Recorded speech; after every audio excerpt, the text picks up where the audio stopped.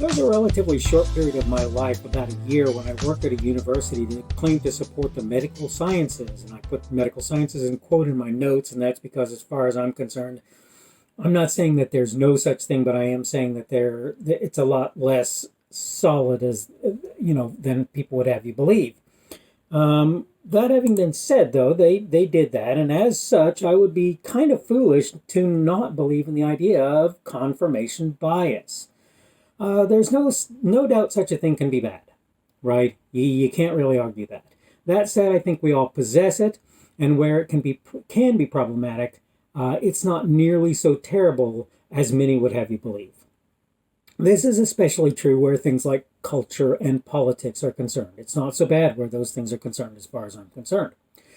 Hello, and welcome to the Daily Summation from Kurt's Religion and Politics. I'm your host. I'm Kurt. Today is, as I have said, the 2nd of February of 2021, and it is a Tuesday today, the 2nd of February, just to make sure we've got that right. And I'm welcoming everybody. Obviously, by the way, I'm your host. I'm Kurt. I'm welcoming everybody aboard who's coming here from Rumble on the podcast or on YouTube. Thank you again. I have confirmed that I definitely have at least 6,000 total video views on Rumble. Again, that's not anything big to most people, but to me, it's a sign that I'm doing something that's maybe sort of right. Maybe okay. Maybe not the best necessarily, but good.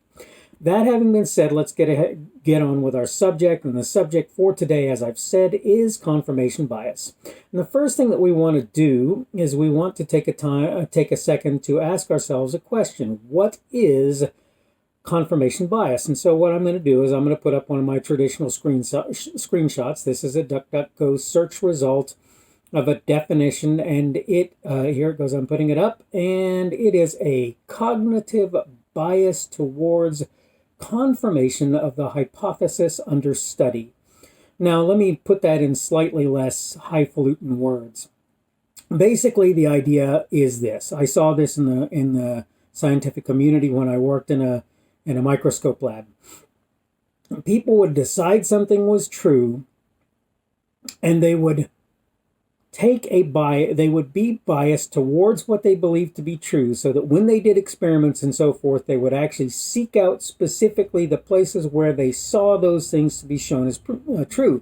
So you'd take a picture of some cells under a microscope, right, with bioluminescence being in use, and you'd find that the results were not what they expected, and they'd say, "Oh no, find another place in the sample," and they would find 3 or 4 places where the thing that they were looking for was very prevalent, and that's what they would use to back up their hypothesis.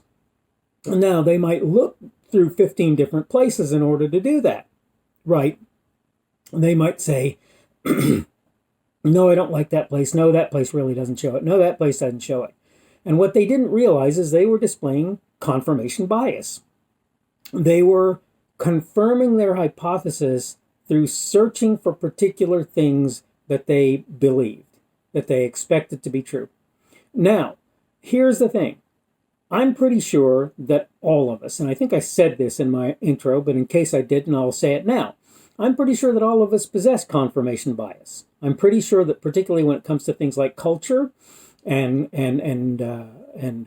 government and politics, we all possess confirmation bias. It's not some strange thing. It's not something that we don't have, each of us, that we believe in, that we support, and I think it's as true for liberals as it is for conservatives, as it is for, believe it or not, middle of the road folks who think things ought to be particular ways and seek out stuff that supports those ideas. And that's why I make it my business at times to listen to people who I consider to be totally out there, because there are times when I actually find things that I'm kind of surprised by. I won't say that Tim Pool is an example of somebody who's totally out there, but Tim is somewhat left-leaning in a lot of things that he believes, and I listen to Tim in part because he is somewhat left-leaning in some of the things that he believes, and it makes me look at things from a slightly different angle.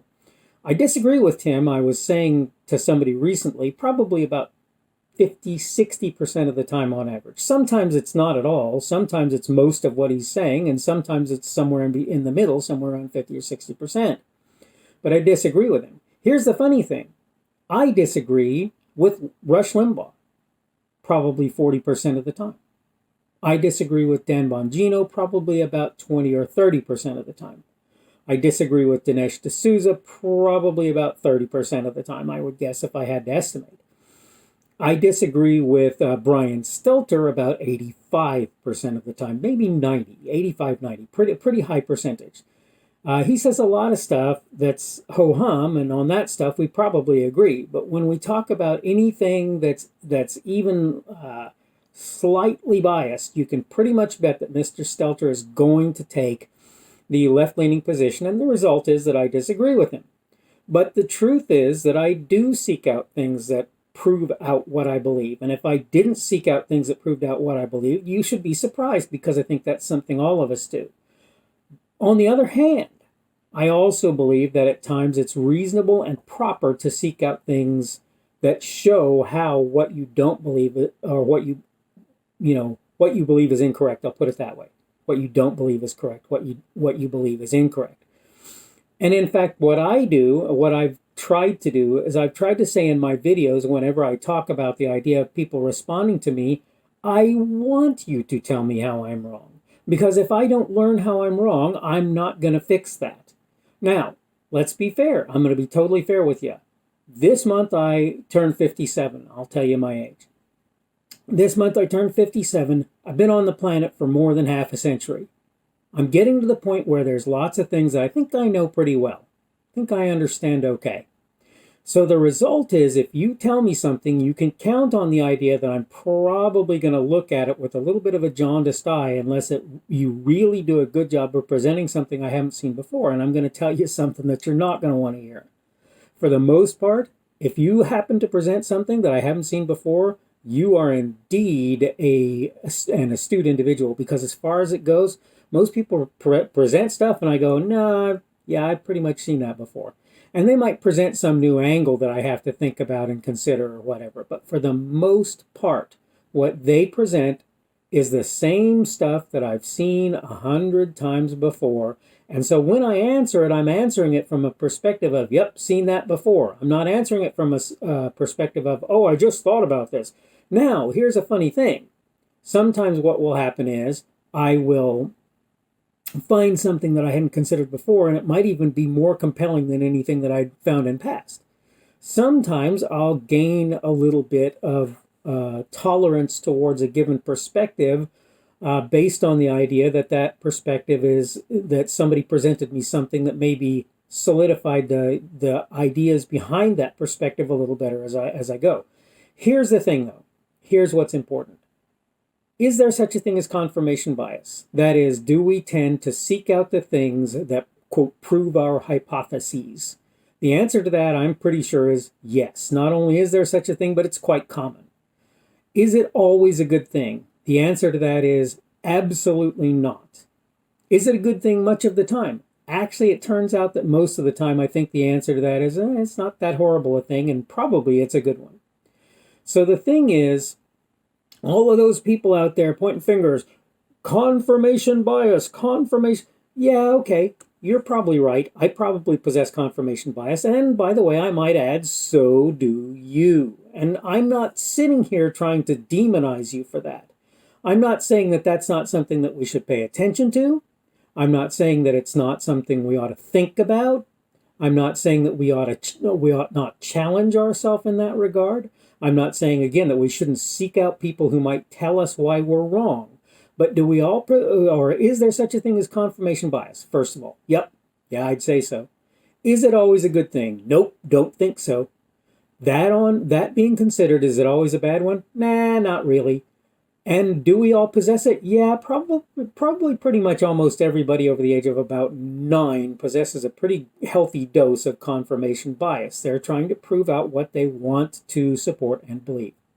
All right, it's getting time for me to wrap things up, so I'm going to go ahead and do that again. Today is the 2nd of February of 2021. It is Tuesday today, and I am glad to have you on board, regardless whether it's Rumble, or YouTube, or the podcast. Thank you for coming to visit me today.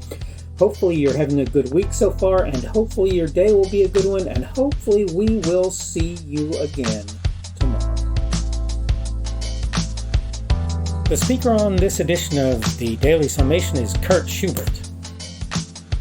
This video was recorded on Tuesday, the 2nd of February of 2021. The Daily Summation is created for Kurt's Religion and Politics.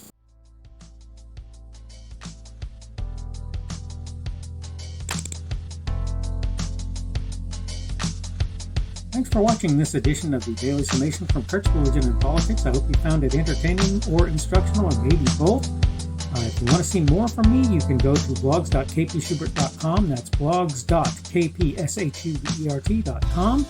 I am on Twitter, Parler, and Minds.com. My handle on each of those is @kpschubert. That's @kpschubert. I have a Rumble and a YouTube channel. They are the Kurt's Religion and Politics channels on Rumble and YouTube. I have a Facebook page. The Facebook page is Kurt's Religion and Politics as well. I am on Patreon. If you want to support me, that's one of the better places you can do that. And you will find me at Kurt's Religion and Politics on Patreon. I have a podcast. The podcast is podcasts with an S, .kpschubert.com. That's podcasts.kpschubert.com. I think you should be able to find me with relative ease on Apple Podcasts, Google Podcasts, and Spotify as well. The best way I find to do that is to look for Kurt's Religion and Politics. You can try to use the Daily Summation. I find that it doesn't work as well as a general rule, but you can always try that. I'm glad to have you aboard today, and hopefully we will see you again tomorrow.